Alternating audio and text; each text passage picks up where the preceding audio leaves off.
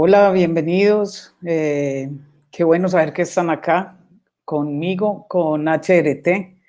Esto es una gran invitación para todos los que quieren vivir de la música, para todos aquellos que tienen un sueño de ser artistas, de entrar en la industria musical. Por eso me atreví a compartir este saber que tengo para todos ustedes. Mi nombre es Mario Urquijo. Soy la directora de Escuela de Música de HRT, eh, donde trabajamos por toda la parte de los artistas como tal. Mi intención con ustedes hoy es que puedan tener una visión clara de qué es la industria musical. Y para eso los he invitado y quiero que tengan todo este conocimiento, cada uno en sus vidas, y lo puedan llevar a práctica. Vamos a iniciar entonces con la presentación.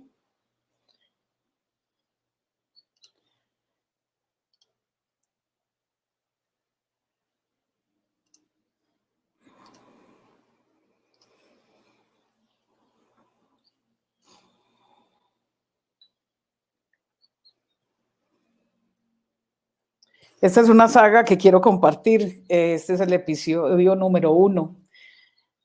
Cuando te hacen esa pregunta, ¿vivir de la música? Vas a morir de hambre. ¿A cuántos de nosotros nos han dicho eso? Que vivir de la música no es posible. Que estudiemos otra cosa si queremos ser músicos, para que podamos vivir.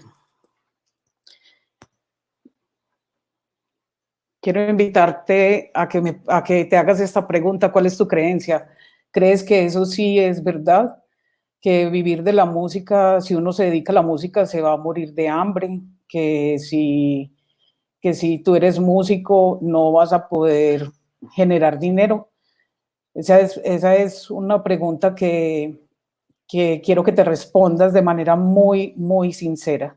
O sea, que sientas realmente si tú crees que puedes vivir de la música o no. Para mirar esa creencia y para entender de dónde nace esa creencia, pues hay que conocer nuestra historia. Y así empieza este primer capítulo, viendo nuestra historia en la industria musical. Este flow comienza en 1890,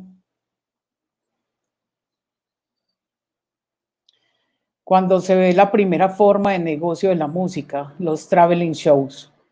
Los grupos o las bandas de esa época lo que hacían era que sacaban unos pósters.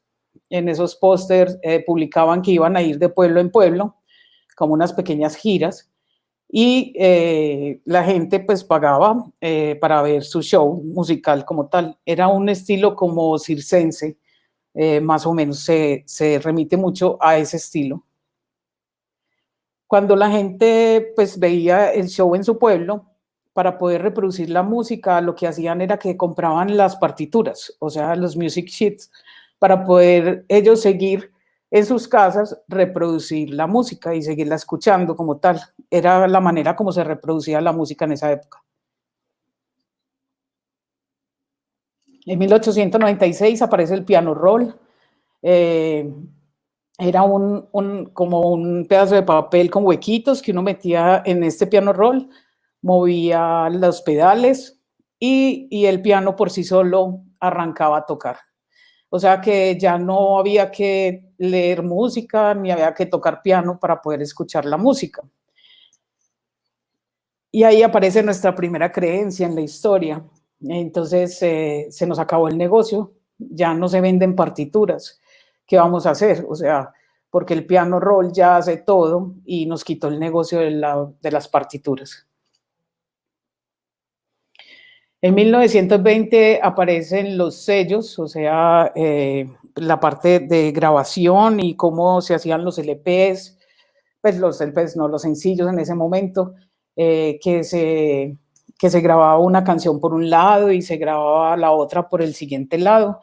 Entonces, esto fue una gran innovación, o sea, ya no se podían vender partituras, pero ya teníamos discos los cuales nos permitía escuchar en nuestras casas. Entonces se dispararon las ventas de esos sencillos, de esos discos sencillos. Aparece el gramófono, o sea, el reproductor donde uno ponía este acetato, pues este disco sencillo, y con manivela pues íbamos escuchando la canción y le dábamos vuelta al acetato y había otra segunda canción al otro lado. De aquí viene el famoso Grammy, de ahí nace el símbolo del trofeo del Grammy. En 1930 aparece la radio. La radio es una gran innovación, donde entonces nos permitían como escuchar las radionovelas, que era el hit del momento, y en ciertas franjas horarias aparecía lo que era la música. Entonces la gente podía escuchar música sin tener que comprar discos como tal. Después aparece en 1950 la televisión, y en 1950 ya la gente no quería escuchar simplemente una radionovela, sino que la quería ver como tal.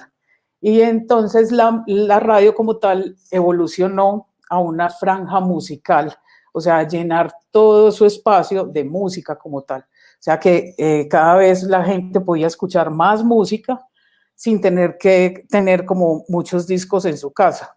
Entonces ahí viene una segunda creencia y volvemos a decir, se nos acabó el negocio, ya la gente no compra discos, ¿qué vamos a hacer? Esa es su creencia también.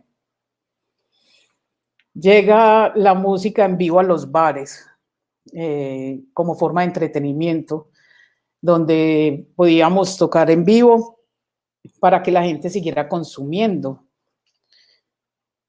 Y aparece la vitrola, una nueva forma de reproducción de estos acetatos, de estos sencillos, donde la gente simplemente echaba una moneda, elegía su canción favorita y la ponían a sonar. Las vitrolas invadieron los bares por completo y eso permitió que la gente disfrutara de la música en cualquier momento y que pudiera acceder a la música de manera muy económica. Entonces viene otra tercera creencia. Se nos acabó el negocio de la música en vivo porque la vitrola apareció. En 1948 el long play, o sea, el LP, nace con la propuesta de muchísimas canciones, o sea, ya no teníamos simplemente una canción por un lado y otra canción por el otro, sino que teníamos muchísimas canciones para poder escuchar. Y eso disparó nuestros años gloriosos dentro de la industria musical. Los discos se volvieron joya de oro, joya de colección, donde las personas compraban el álbum completo y ya los guardaba estilo en la parte de las bibliotecas para conservar toda su colección y poco a poco iban complementando esa colección. Esto permitió que la industria tuviera un alce en ventas impresionante. Más de $600,000 se hicieron en ese momento, en 1958. Llegan los años 70 con grandes bandas legendarias, los Beatles, los Rolling Stones, ABBA, Queen, donde se empezó a ver que la música no simplemente se interpretaba, sino que ya empezó a darse una puesta en escena, una propuesta diferente, la parte de imagen empezó a aparecer, empezamos a ver estilos, ellos se volvieron referentes de toda la parte del vestuario, de la moda como tal. Y en 1979 aparece el cassette y también aparece el Walkman. El cassette es el que inicia, podríamos decir, como el cuento de la piratería, porque ya las personas entonces lo que hacían era compartir los discos que tenían y alguien los grababa en un cassette o los reproducía en un cassette simplemente. El Walkman nos empezó a acompañar a todas partes, o sea, música en tu bolsillo. Era una gran innovación y esto permitió que muchas personas empezaran a escuchar música más allá y viene esa creencia se nos acabó el negocio entonces porque ya la gente no quiere comprar esos discos, sino que simplemente lo que hace es como duplicar ese disco en un cassette donde todos compartimos música, llevamos música en nuestro bolsillo, pero no compramos música. Arranca los años 80. Grandes artistas, pues donde aparecen Madonna, Metallica, Michael Jackson, y estos artistas abren, pues marcan una historia y abren esa gran posibilidad de poder incluir dentro de la música también toda esa parte teatral. Ya no era simplemente música y fashion, sino que ya era música, fashion y teatro, donde ellos contaban historias en una tarima, donde ellos permitían que tú los vieras en escena y te transportaras a esa historia que ellos querían contar. Aparece MTV en los 80 también, donde llega con la propuesta de los videoclips, o sea, música y película. Música y película era una gran inversión en ese momento porque eran cortos pequeños, los cuales no había que invertir muchísimo como en una película de largometraje o de corto también, pero en este caso era invertir en un videoclip donde cantaban, se contaba como una pequeña historia y era altamente rentable. Entonces, los videoclips permitió que la industria también evolucionara muchísimo, porque ya subimos a ventas de 14 billones de dólares, donde los inversionistas les encantaba meter inversión en videoclips porque eran altamente rentables. En 1990 llega el CD y el MP3, vuelve y nos acompaña esa premisa de más música en tu bolsillo. Cada vez queríamos tener más música. Ya no eran 14 canciones como en un LP o 16 canciones, sino que ya el CD y el MP3 nos permitió tener hasta 100 canciones para poder reproducir sin ningún problema y llevarlas con nosotros en nuestro bolsillo también, o tenerlas en un ordenador, o sea, en un computador como tal. Y en 1999 viene Napster, aparece Napster. Napster fue como un sitio donde las personas se conectaban y entre computadoras, o sea, entre ordenadores, lo que hacían era compartir archivos de música, pero era un compartir de manera descontrolada y esto casi que fue un punto muy, muy álgido para la parte de la industria musical, donde esta forma de piratería, pues porque tú compartías simplemente como los archivos de música y te metías al computador del otro y descargabas la música que el otro tenía y el otro, pues esto lo que hizo fue que se aumentó la piratería de una manera impresionante durante 3 años. La música no se vendía, era muy difícil vender música en ese momento y hasta que pues ya las autoridades pudieron coger como a la mente maestra que estaba detrás de Napster y cerraron a Napster. Entonces, ahí viene nuestra quinta creencia, que se llama se nos acabó el negocio de la música. O sea, hay una locura de descargas, ya no vendemos canciones, la única forma de poder vivir de la música, entonces era conciertos musicales, o sea, música en vivo. ¿Qué vamos a hacer con este cuento? Y en el 2004 aparece Steve Jobs, pues con su gran aporte a la industria musical, donde nos permitió llevar el mundo entero en nuestro bolsillo.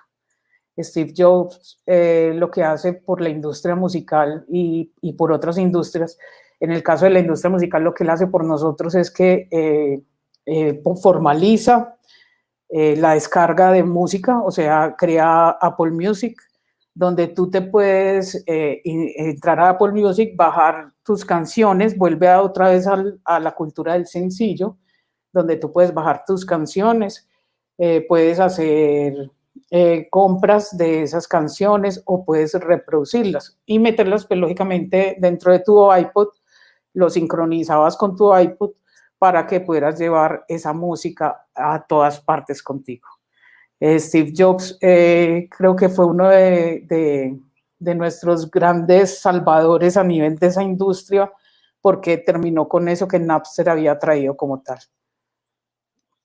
Aparece también la parte de la radio en internet, donde podemos escuchar música de manera ilimitada, podemos escuchar música de todo el mundo sin ningún inconveniente, de una buena calidad como tal, y eso nos permite empezar a expandirnos a nivel de géneros, de fusiones, y trae un gran auge a nivel creativo para la industria musical.